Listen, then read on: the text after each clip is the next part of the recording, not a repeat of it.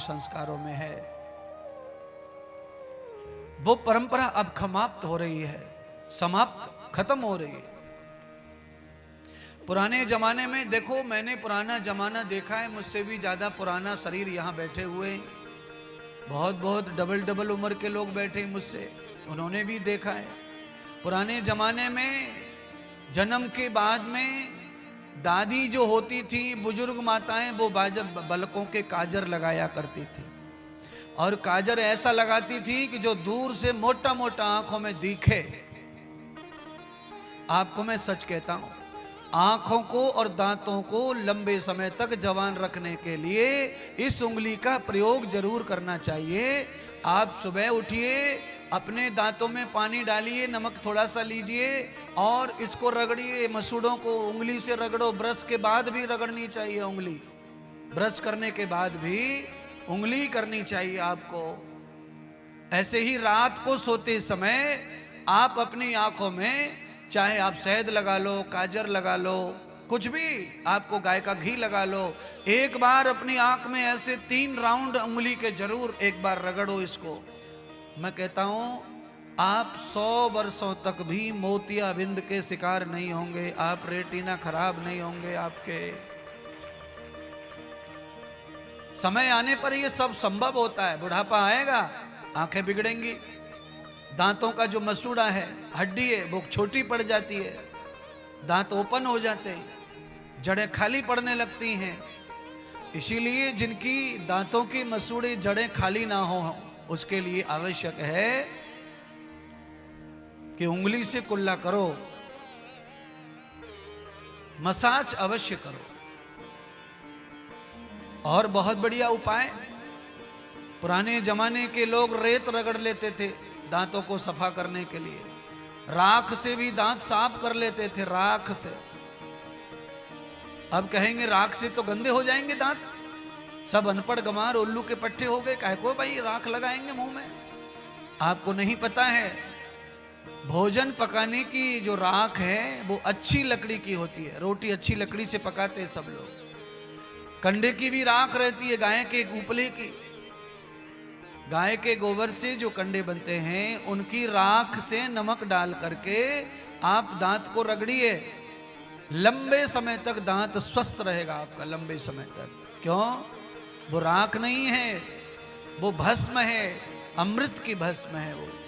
थोड़ा सा नमक, समुद्री नमक डाल करके आप रगड़ लो दांत को, कमाल हो जाएगा। एक और फार्मूला दांतों के लिए बता रहा हूं, आपको हमेशा ऑयल का कुल्ला करना चाहिए, कम से कम ज़्यादा नहीं तो 1 हफ्ते में 1 बार ऑयल का कुल्ला करना। खाने का तेल मुंह में भर करके 2 मिनट तक मुंह में तेल को घुमाते रहो, घुमाते रहो, घुमाते रहो, घुमाते रहो, और फिर तेल को थूक दो और गर्म पानी से फिर कुल्ला गरारा कर लो। मैं कहना चाहता हूँ आपके पायरिया नहीं होगा, मसूड़े नहीं सड़ेंगे, कीड़े नहीं लगेंगे और हड्डी रिचार्ज हो जाएगी, दांत एकदम मजबूत बने रहेंगे। आपको मालूम है पंचकर्म करते ही तो क्या करते हैं, पंचकर्म में बड़ी आंतों में तेल भर देते हैं नीचे से नली लगा करके, और फिर तेल भर करके दस्त हो जाता है, तेल का दस्त। पहले काढ़े का एनीमा देते हैं, फिर गर्म पानी का और फिर तेल का। आखिर में जब पेट पूरा साफ हो जाए तब तेल का एनीमा देते हैं, और एक बार बड़ी आंत में तेल जाकर के वापस निकल जाता है तो बड़ी आंत की भी उम्र बहुत बढ़ जाती है, वो भी तंदुरुस्त हो जाती है। तो साल में 1 बार पेट में भी तेल को धारण करना चाहिए, हफ्ते में 1 बार तेल दांतों को भी कुल्ला करना चाहिए, और 1 हफ्ते में 1 बार पूरे शरीर को भी तेल पिलाना चाहिए, मसल्स को भी मालिश करनी चाहिए।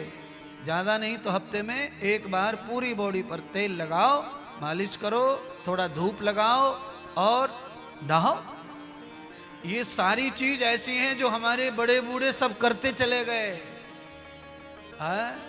बच्चा पैदा होने के बाद में महीनों तक दादियां रगड़ती रहती थी उसको डाल के धूप में, गुदड़ी पे डाल लिया और दादी रगड़ रही है, तेल लगा रही है, दे रगड़ा दे रगड़ा।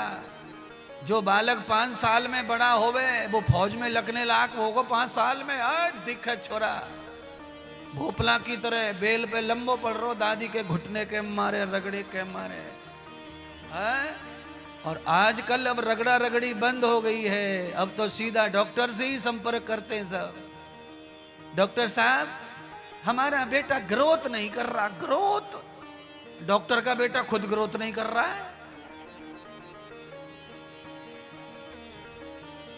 है?